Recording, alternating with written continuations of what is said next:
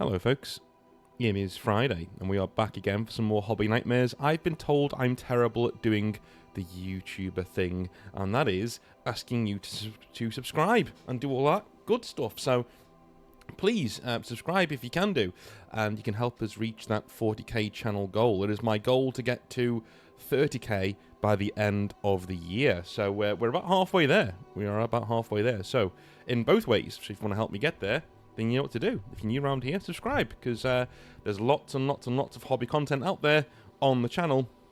And before somebody else picks up this ball and runs with it, the Hobby Nightmare Ball, I'd like to get my foot in the door. But there we are.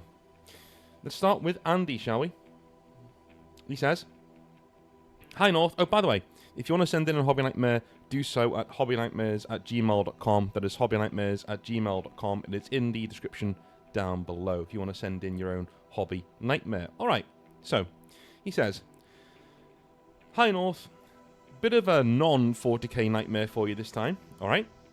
So I know a lot of people have had negative experiences with Magic the Gathering, so I'm going to add to that pile with my own struggles. First and foremost, I like to think I kept to the spirit of the game and built all of my decks with cards that I either pulled from a booster pack or traded with a friend.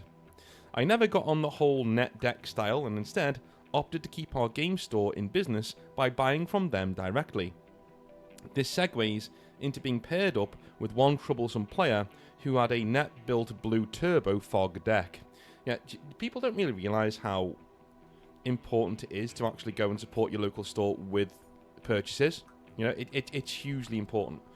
But I was walking through town yesterday, and for those of you who know me, I'm a big fan of Berserk. Berserk is probably the only manga I've ever read in terms of liking a manga. I've tried many of them, but this is the only one that stuck with me. And from what other manga fans say about my choice, they say, "Oh, if you're gonna like one manga, Disturbed is probably the best one to like because it's the best one." It's like, oh, okay, cool. So yeah, I was walking around town, and do you know that big black leather-bound book of all the Disturbed, parts? I think it's in 8 volumes, huge big books. And I've been looking for the first one because I'm going to start collecting them. I saw them on Amazon for around £30, which is great, but I thought, you know what, I'm in town, I'll go and have a little look. I went into my local store, the nerd store that sells all the manga stuff and all of the models and things. I looked on the shelf, it was £50, $49.99, and I was flabbergasted. I was like, dude, I've walked to the shop to look, and it's £20 more than it is just to get it delivered to my house, to my door, for free. Are you joking? And I looked on my phone, I went around the store looking at other things that I might want to purchase. All of them are like £30 less online. And I can get them delivered to me the next day to my door. So there are certain stores out there that really don't help themselves. I'm going to be honest. And some of these were models, by the way. I was looking at model prices and going, are you joking? Dude, I can get this on Wayland Games for about £15 less than in your store. You're not Games Workshop. Stop this. Do you not like money? What's going on? And lo and behold, I didn't see anybody in the hour that I was there go up to the till once to purchase something. Because the prices were ridiculous. It was kind of like, do you know, back in the day when you go into, if you're American, you go into Walmart, or if you're in the UK, you'd go into Tesco or Sainsbury's, and they would have video games there, but they would always be really, really terrible movie tie-in games that aren't worth squat, because they're hoping that your grandma is going to go in and buy them for full price. They're always $59.99 for the latest terrible Transformers game that no one plays and no one has. But your grandma's going to go in there and she'll buy it, and that's what they're banking on, right? That the ignorant will go in and buy it for the younger relatives. Whereas you'd walk in there and you just cringe going, how are they charging this for this? What are you talking about? It's like the business is owned by somebody like that. Anyway, carrying on with this, with Andy talking about playing a guy who has a net-built blue turbo fog deck. Essentially, this was the ultimate, no, you can't do that because this card says so, player. I don't mind losing a game as long as I get a win on one of the 3 rounds. Lets me know that my deck actually works, and it takes the fun out of the game when you just simply have no chance against the other player. So this guy wipes the floor with me one week, and then the following week, my first game is against him again. I had a lot of big hitters in play, so threw everything I had at him, and he just tapped a mana card, then played a counterspell that just bounced everything back at me. This, by the way, worked out to at least 50 to 60 points, and you only get 20 as standard, so I just instantly lost. After that pair up, I just quietly packed up my gear and left. Dude, you would feel like you're wasting your time, wouldn't you? I'm clearly wasting my time here. Why am I doing this? Another instance was my first time playing in a modern tournament, and a friend had loaned me a deck to give it a go. So the guy I got paired with for this one was a self-proclaimed Napoleon, in which he let me lose... Sorry, what? In which he let me lose only to afterwards tell me exactly how to beat him. I get that it's a tournament, but the reality was you only won a special card at the end or something, so it was nothing to write home about. In the end, I stopped playing, but I still keep hold of my decks just in case somebody else is up for a casual game. This last one took place while I was at university. I'd gotten in with a pretty decent crowd that would usually do an impromptu game session at the student union bar. This is where I was first introduced to games like Cards Against Humanity. By this time, and we played Resistance. Okay. For those who haven't played it, think of it as a precursor to games like Among Us. You get given a character card on either a member of the Resistance trying to topple a government, or you're a spy sent in to sabotage the Resistance from within. Dude, I remember a YouTube series called Tabletop that was on Geek and Sundry, and it was run by Will Wheaton. And now I know Will Wheaton is one of the worst, just one of the most insufferable people you can ever have anywhere ever, and he did make it kind of unwatchable at times, but I can't deny, like, it was actually a really, really good series that showed you loads of tabletop games that were really cool.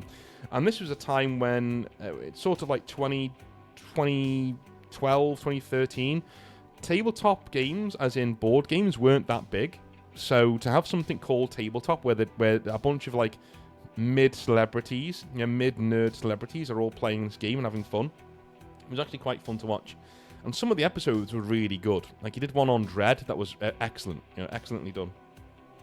Anyway, he did Resistance, and it was really funny. Like, he ended up getting screwed over right at the end, and he just refused to believe. I think it was Felicia Day, who was like one of the traitors. Sorry, spoilers. And he believed her hook, line, and sinker that she was one of the Resistance. He just got so pissed off at the end. It's really funny. Anyway. All actions are done in secret, so it's all about reading people. Each turn, a player is the squad leader and can take a number of players on a mission. All squad members have a pass and a fail token. If just one token is a fail, then that mission is sabotaged and fails. As a spy, your goal is to gain the trust of the resistance members, and increase your chances of being put on a mission. In this game, the final mission was sabotaged and tipped the scales in favour of the tyrannical government. With that, we all then revealed if we were a spy or a resistance member.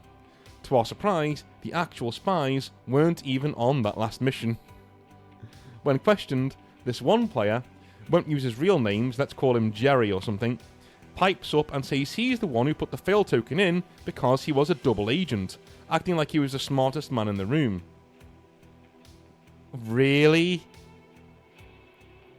Really? What? So there were no traitors on the last mission, but it failed anyway because one of the actual resistance players played a fail token just to tank the whole thing. I was just sitting there thinking, what an arrogant slime ball. The only double agents are the spies. It's kind of their whole thing. I think he just wanted to be a spy that badly, he just made up a rule that derailed the whole thing. It sapped all of the fun out of the evening for me. Unrelated, but he looked like Timu David Bowie. Of course he did. That's it for now, but I do have a bit of a feel-good story to send in the future, and we'll add some photos on the finished project when it's all done. Until next time, Andy. Dude, that guy was an absolute... Can I say it yet? Yeah, what a dick. That guy's... just a dick. Like, let's be honest. Who does shit like that? Just make up your own rule right at the end, and you spoiled it for everybody, because that's the kind of the point of Resistance, is you get right up to the end and you find out who's won. If you tank the last thing, that's it. Game's finished.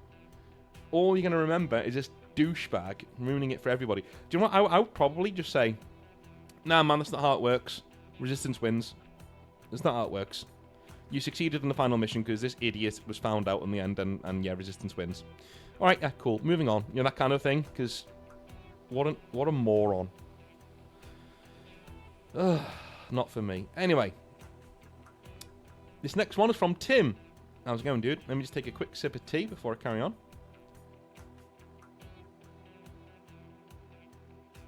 Right, let's do it. Alright, so Tim says, hello, North. For this story, you can call me Tim. I'm a husband, father, gamer, and a Christian.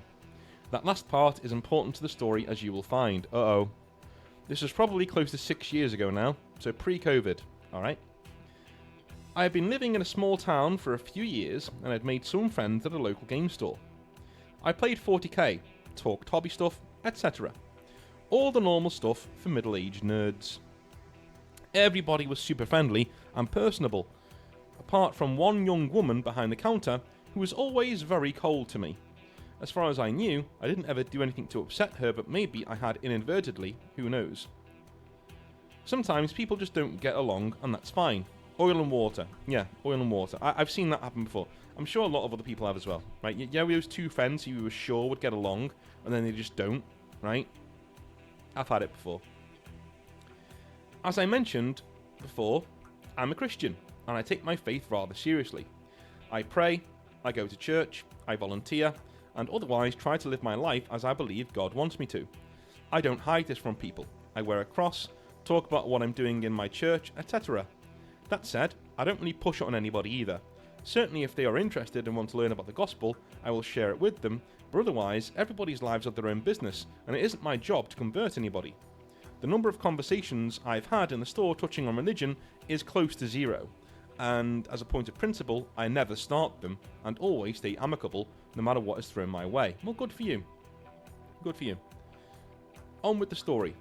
I was taking part in a campaign, Imperial Guard. I'm a dad after all, and usually brought my son, then 8 years old, to the store. He liked watching and otherwise entertaining himself while Dad played. We were about 4 games into the campaign when the problem starts. It was May. I had come in for the campaign. We usually all came in and played once a month, and was browsing paint when the girl who didn't like me walks up. We will call her Sarah. Sarah says, "Hey, next month we're having Pride Night," and handed me a flyer. "Oh, thanks," I say, and continue browsing, folding up the flyer and putting it away in my bag for later use. You're gonna look at it later, okay. The game goes well.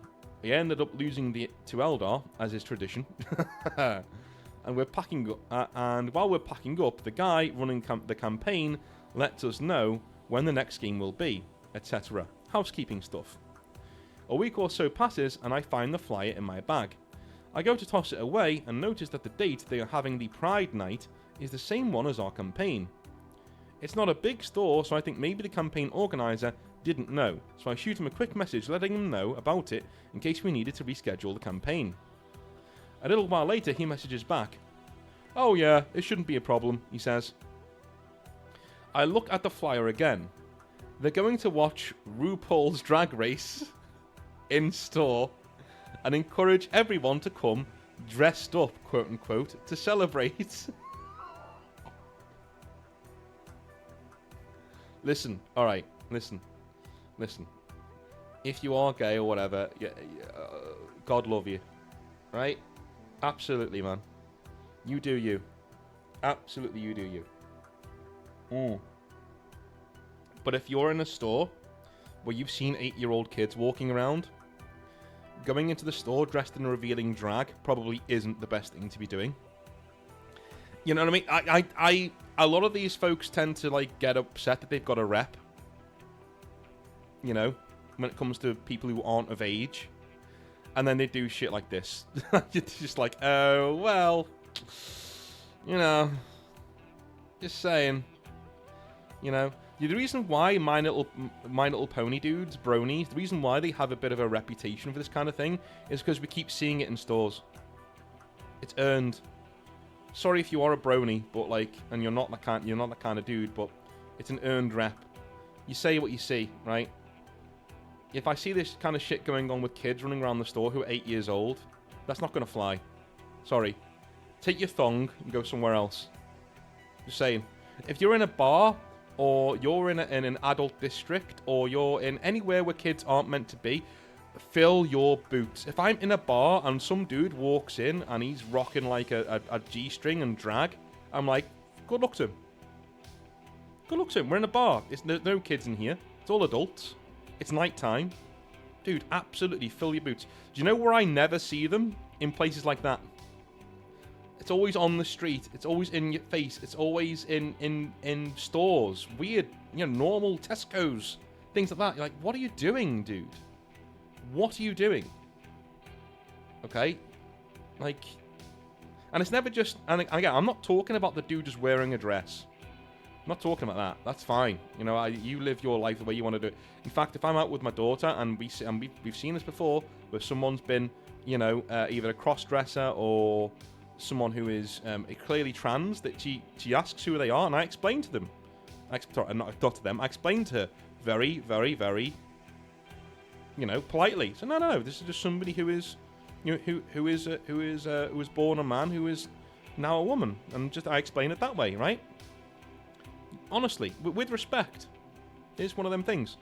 But at the same time, if I see a drag act walking down the road with the cock and ball swinging about and things, that kind of thing, where you can just right there, you can see the indent and everything, I'm like, okay, we're walking on another street, that person's evil.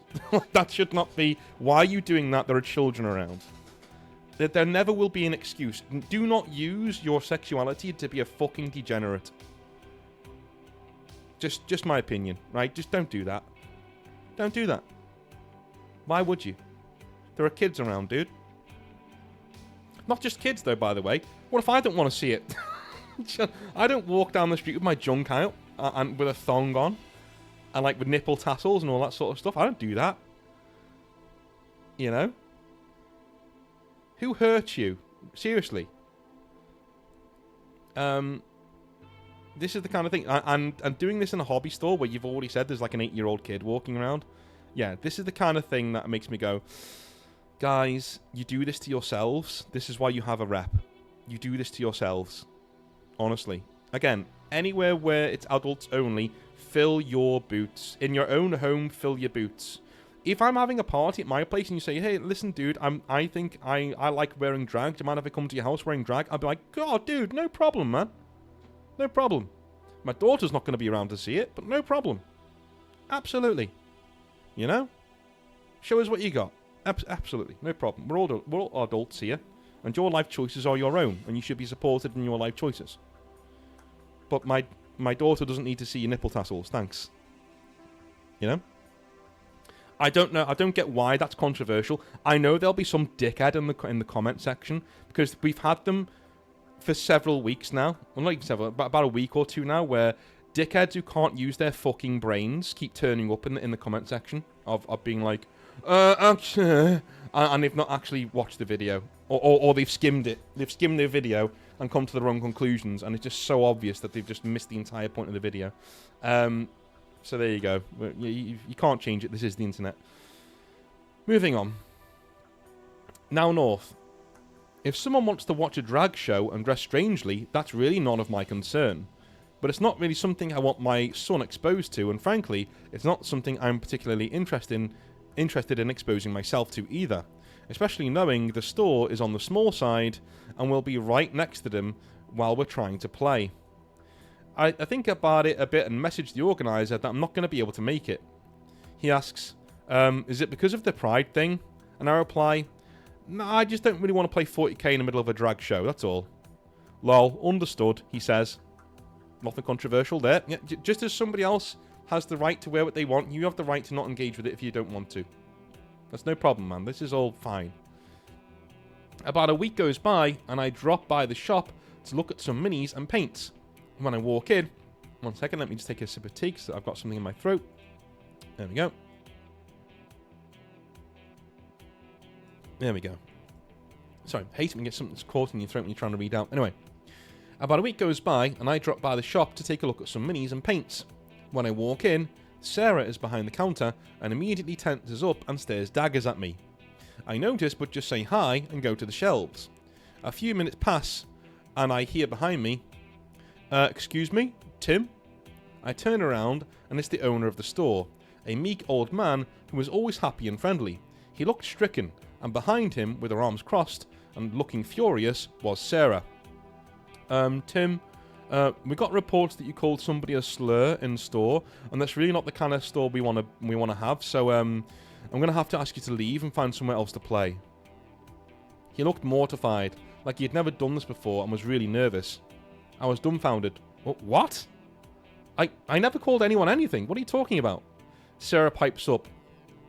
If you don't come to the store just because gay people are going to be here, that's fine. But don't call people Faggots.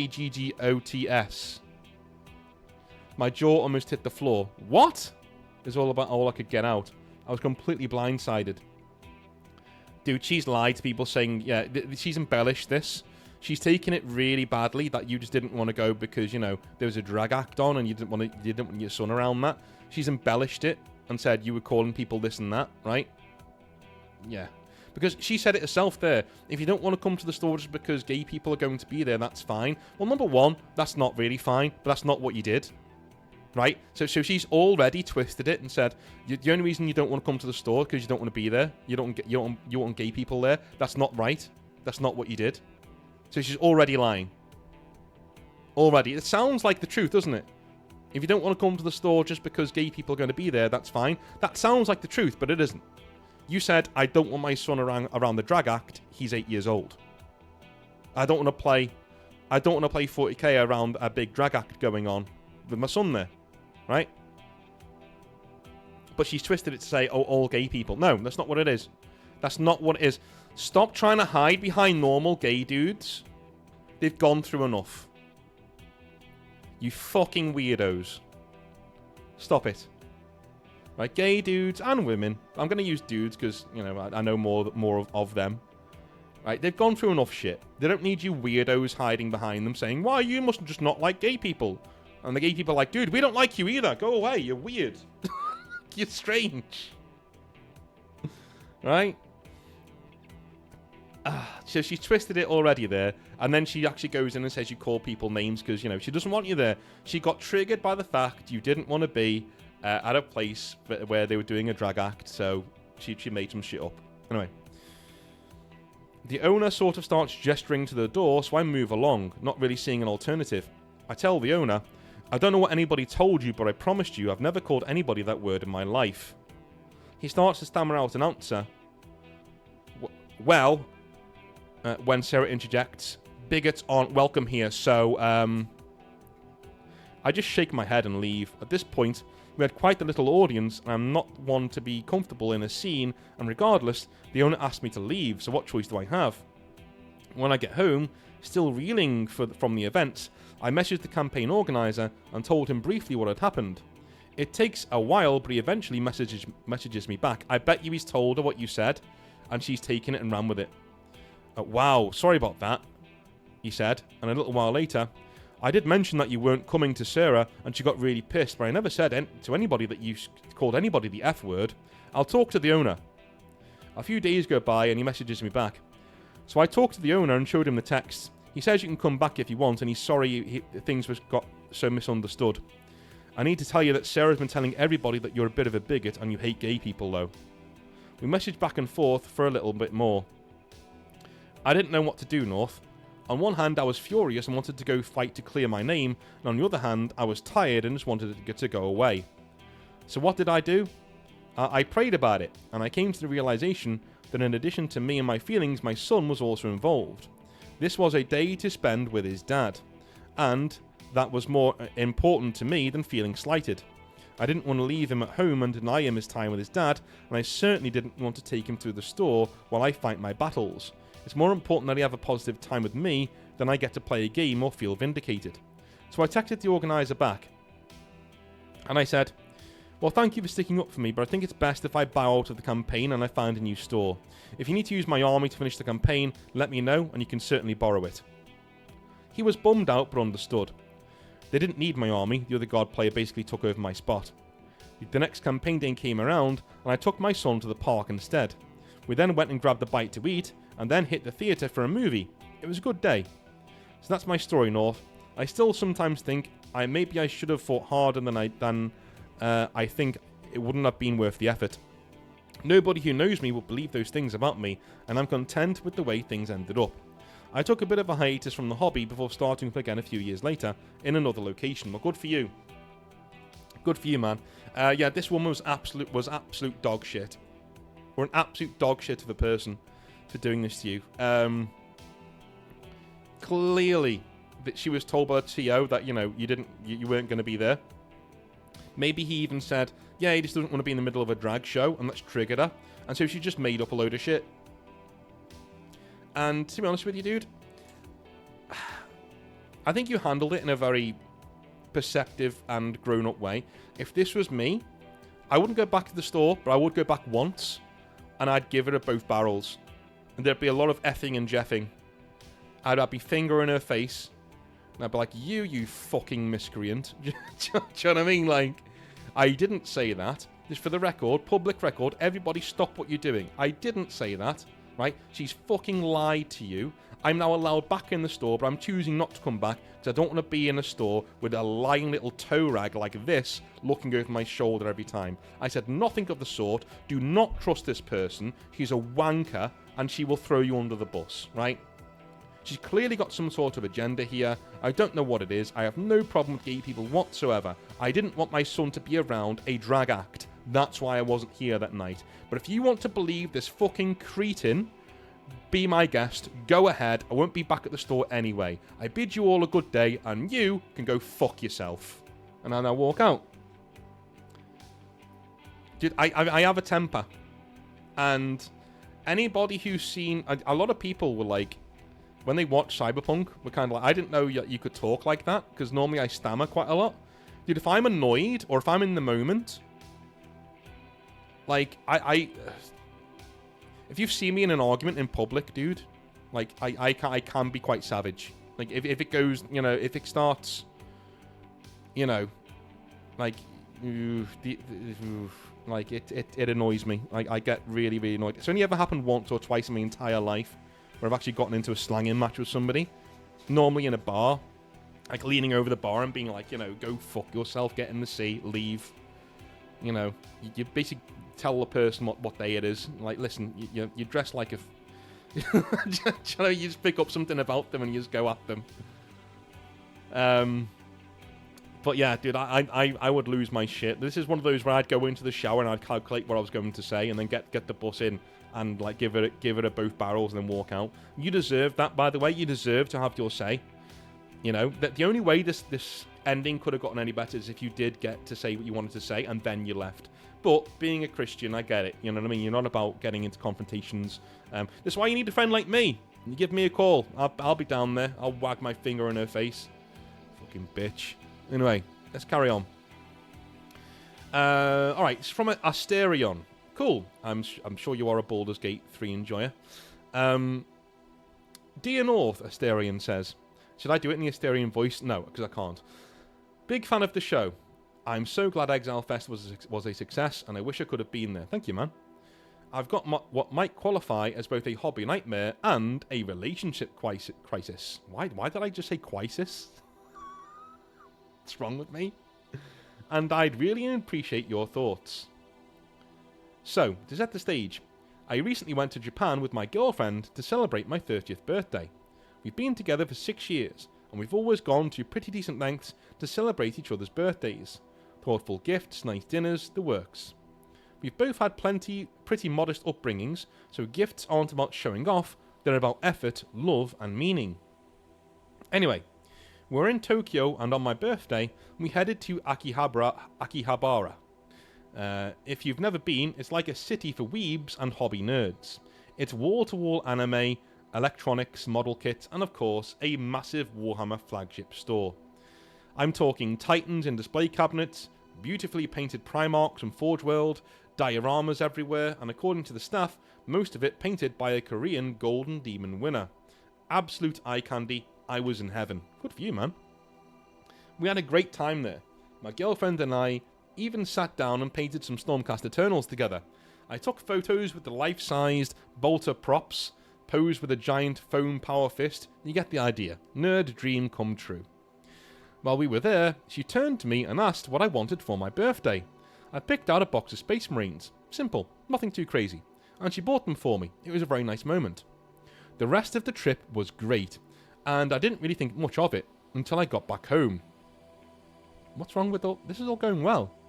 Back in Australia, my mates threw me a birthday party, and they absolutely spoiled me. One of them even bought me a Louis Vuitton wallet. Jesus, dude. Not that I expect that sort of thing, but it made me reflect. Of everyone who gave me a gift, my girlfriend's was the least expensive. And again, this isn't about money, it's about effort and intent. See, gift giving is my love language. When I buy someone I love something special, especially something expensive, it's not about showing off. It's about sacrificing something I value, money, time, whatever, for them. I bought my girlfriend expensive jewellery, high-end bags, that sort of thing. Not to be flashy, but to show her how much I care. To me, buying her a $500 wallet that I have absolutely no use for is the ultimate sign of commitment, dedication, and appreciation. Like I said, North, we're not extravagant people and live very modest lives, but I do love going the extra mile for a birthday to truly show my appreciation and how much she means to me. Earlier this year, I got slammed with a big tax bill due to an error from my work. It was kind of brutal. On top of that, it was my girlfriend's birthday that same month. I was stressed, broke, and burned out. But I still bought her a pair of top-tier AirPods and took her out for a fancy dinner, because I wanted to show her that even when life is rough, she comes first. No. Wrong. Alright? I love my partner. Right? I think she's a phenomenal woman. She really is. This is North talking. Right? But if times are hard, the presents stop. Any woman of value will recognise that and be an adult about it. Simple. And if she can't, you need to leave. One of the big warning signs in my last really long relationship was my ex's obsession with Louis Vuitton bags. Just wanted one. Constantly, all the time. You know, and I know she wanted one from me as well. She wanted me to buy her one. But times were difficult. Like, we were both struggling. And she would frame it like, oh, well, I know I'm not getting that bag now, so, you know, hopefully next year or whatever. And I'm like, dude, why are you trying to make me feel like shit? I'd never say this to her, but I should have. Like, why are you trying to guilt me into... I'm still not going to get you the bag. Like, my missus would never do that. She'd be like, dude, if we were, like, having trouble, or we were trying to save, or we were doing something like that, and then I bought her something expensive, she'd go, that's really lovely, but why? Take it back. I love you to pieces, thank you for getting that for me, but take it back. Right? I'd rather you... We don't have that much money, so if you only have this to spend, you know, frivolously, then get yourself something because you're working really hard. That's the kind of thing my missus would say, right? If you think you need to tell your woman that she comes first by buying her shit when times are difficult, you need to get rid of her. Throw her in the sea. Off she goes. Off you fuck. Goodbye. I'm saying. If she needs this... Now, if she doesn't, and you're being... You know, you're being that guy, stop being that guy. Right? But if she's the kind of person who will demand this and expect it, yeah, get her in the sea. Anyway. That's when my birthday... Sorry, that's when... Sorry, let me start reading this again, because I'm an absolute retard. 1 second. That's why, when my birthday rolled around, and she just got me a single box of Space Marines in the middle of Akihabara, the nerd mecca of the world, I felt a bit gutted. It felt a bit effortless, like a this will do kind of gift. I'm not even saying I expected something huge. I would have been happy with a book, a figure, even a card with something meaningful written on it. But just that one small gift felt a bit off. Not like her. Not like us. And it made me spiral a bit. I'm honestly expecting a bit of a bollocking here. Yeah. I mean, I've already given you one, really.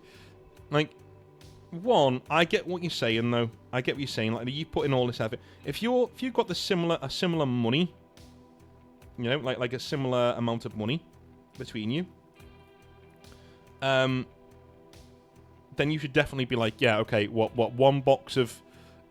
What kind of a box was it? Was it just a box of Primaris Marines, like a normal one? Like a 10-man unit? That's like 30-odd quid. That's ridiculous, considering what you spend on her. So yeah, I would be saying, if you're earning the same amount, I probably would have said something. Or I would have assumed this was just one present on the way to getting more, you know, more things when you get back or something, you know what I mean? Because like for like, if you're both doing really well, it's like for like, you know. And if I get you something, communication means a lot, right? You need to communicate these things. So if you're both doing really well, you need to say, well, what's our budget for a present? And if you've done that, it's fine. You know, what you're doing is here, you're relying on feelings. You're saying, oh, well, she knows I get her so many really big things, so she needs to reciprocate. You're also basing your relationship on things. You know, it's not good foundations to build a relationship on. And again, you say, oh, it just felt off, not like her, not like us. Maybe she wants to break up with you then. Maybe this is the case to have a conversation. Say, listen, you know these like Louis Vuitton bags and these expensive meals and AirPods and whatever that I keep buying you, and then you respond by buying me a $30 box of Space Marines. Can you see how that looks? Can you see how that looks? I don't give a shit about you buying me stuff. I just give a shit about the optics. And what it says about our relationship is that I'm buying you all this stuff, and then you earn the same amount of money than I do, and then you buy me a box of Space Marines. Do you know what I'm saying? Right, and not even that. You buy me a box of Space Marines right in front of me at the store we're already in.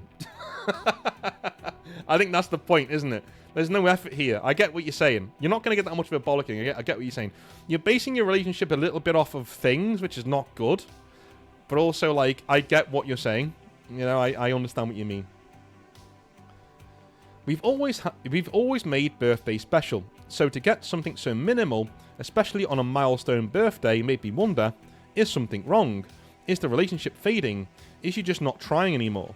Eventually, I brought it up with her, gently. I told her how I felt, and to be honest, she didn't take it well.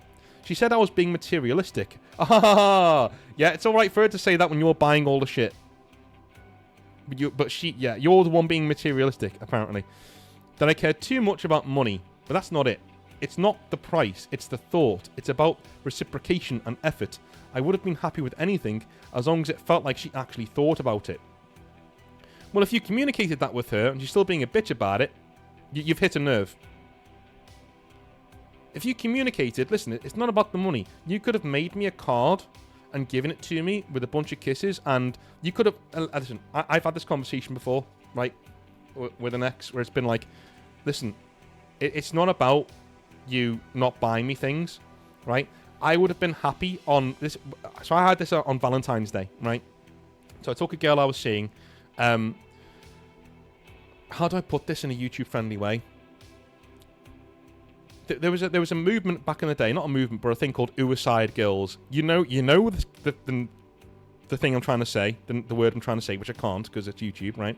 The Uicide Girls, we'll call it, right? And I dated one when I was in my early 20s, and things were going really well. She was from Sheffield, and we were having a blast. Her name is Rachel. Hello, Rachel, if you are watching. Anyway, yeah, so I was like really, really, really into her. Things are going really well. And it's Valentine's Day, so I got a really, really, really nice hotel in Liverpool. And I'm talking swanky. Very, very, very nice, right?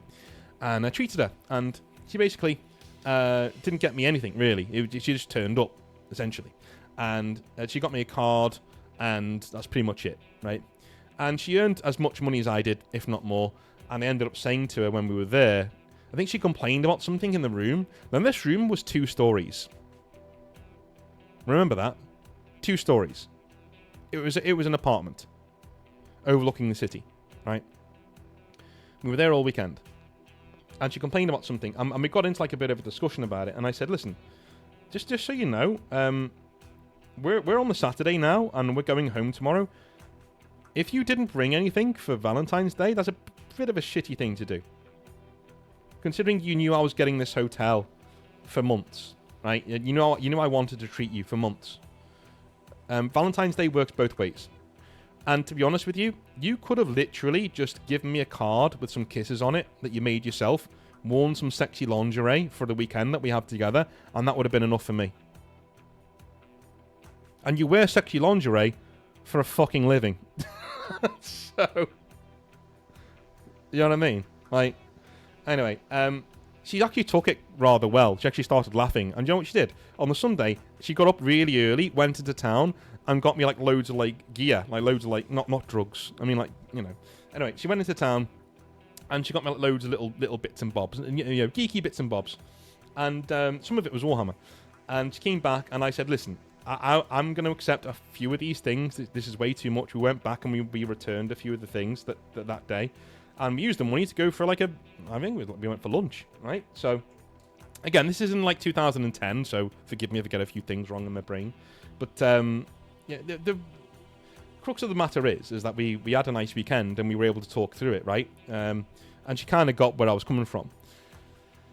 But what you've done here is you've hit on a nerve. She's gotten insulted because you told you what you're saying is true. And so instead of just accepting that and accepting that she was wrong, like Rachel did, she's actually gone, well, no, you're in the wrong because you're being materialistic. She's projecting that back onto you. When really she's the materialistic one. You need to dump this girl, dude. I'm serious. This girl needs to get gone.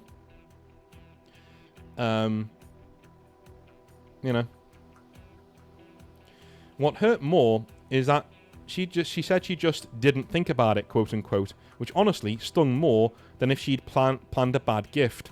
It just felt like my birthday wasn't even on her radar, even while we were on a trip for the birthday. So North, tell me straight, am I being a selfish prick? Am I overthinking this? Is it wrong to feel there's something off when the effort doesn't seem mutual anymore? I'm genuinely unsure if I'm being too sensitive or if I'm seeing the first cracks in something that used to feel so strong. Anyway, thanks for reading, love the show, and also tell Sarah and John I say congratulations on their little demon to be. Cheers, Asterion. Well, they'll sorry, my brain, they will love that. Anyway, again, I don't know. Take what I say with a pinch of salt. I'm not a therapist. But from what you've told me, I would be considering carefully my options in this relationship. I would seriously be like, Or, here's what you do, mate. If you want to play tit for tat and see what she does, next birthday that comes along, get her a card. And that's it. Just get her a card. Get her a card and a token present. Get her what would equate to a box of Space Marines for her. So a card and maybe a meal. Right? That's it. Don't do anything else. See what she does. Now, if she pouts, say, I'm giving you exactly what you gave me. That's what you do in a relationship. You get what you give. If this relationship isn't important enough to you to actually, think about what to do for a birthday gift or, something like that, then maybe we shouldn't be in it. So I'm saying, right, it's a bit ridiculous. I was kind of with her a little bit until she said, you're being materialistic. No. She's the one receiving all the expensive gifts. Do you know what I mean? How dare she? Like, literally, how dare she? Alright? It'd be very easy for her to say, don't buy me all this stuff, it's so materialistic. Then I'd be on her side. So if she was saying that and you kept doing it and expecting the same of her, you'd be the prick here. Absolutely. Absolutely. But the fact that you buy her things, because that's just how you express your love for her, and she accepts all of that stuff. And what is her love language, quote unquote? Because to me, love language is just a get out of jail free card. Well, look, my love language is sex. So does that mean you don't have to try anywhere else then? That's normally what it means. Somebody says, oh, my love language is sex. All right, so that means you're just a slob then. That means you get to just slob around the house because any time a girl said that to me, it's always been a warning sign. It's always been like, oh, my love language is this. Oh, yeah, right. If you need a love language, I don't want to be with you. You should just, be a nice person. Like, why? My love language is blowjobs. So everything else I do is shitty. No. Sorry. No. I'm going to equate that to human rights. Do you know why they didn't want human rights in the not the Constitution, in the Bill of Rights? You know why they didn't want to do a Bill of Rights? Because the minute you do a Bill of Rights, it gives the government an out. It says, well, it's not on the Bill of Rights, so you don't get it. Because they didn't know what would happen in the future. Right? They said, oh, we can't do the Bill of Rights because what if something comes up like the internet? They didn't know about the internet. Do you know what I mean? Something comes up in the future where that affects human rights, but it isn't on the Bill of Rights. What happens? The government says you don't get that right. It's not on the Bill of Rights. As soon as you limit what rights are, you're in trouble. That's what they were saying. Okay. When somebody says to you, "This is my love language," what they're really doing is saying, "This is what I like to do anyway, and all the rest of the shit I'm not going to put any effort into." Simple, right? I've never come across any different. And if you're saying that's your love language, Asterion, you need to be very careful, my friend. Your love language is giving gifts. Well, number one, that's a shitty love language. I'm just going to be honest with you, man. It is quite materialistic. You need to tone that down.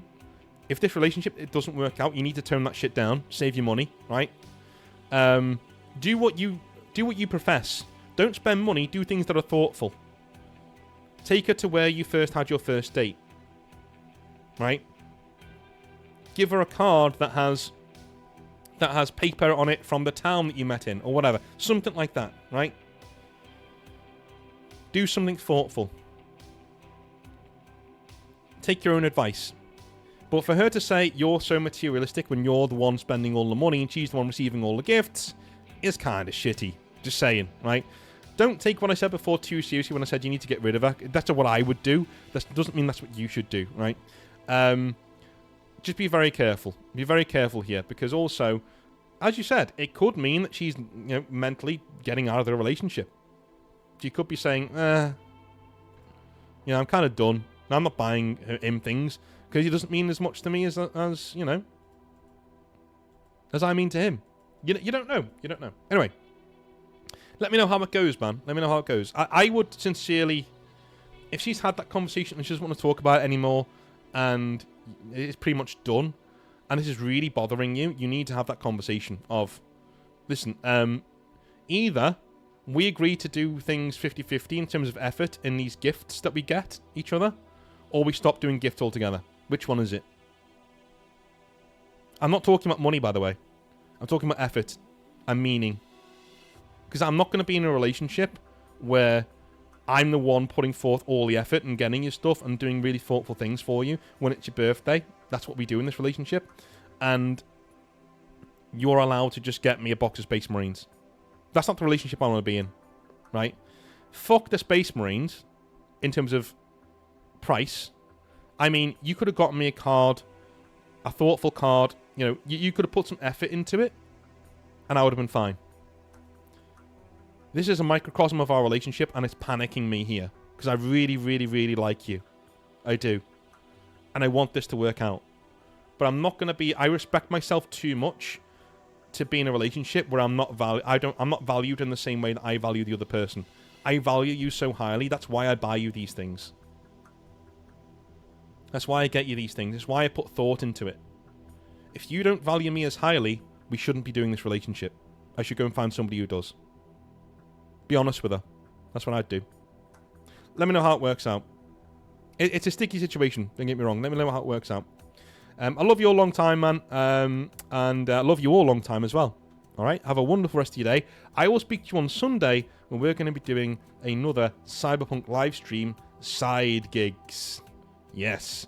Doc and I are going to go and try and do a raid on somebody's business. It's going to be awesome. See you on Sunday for some more Cyberpunk 2087 goodness. I love you all long time. Have a wonderful rest of your weekend, and I'll speak to you soon. Have a good one. Bye now.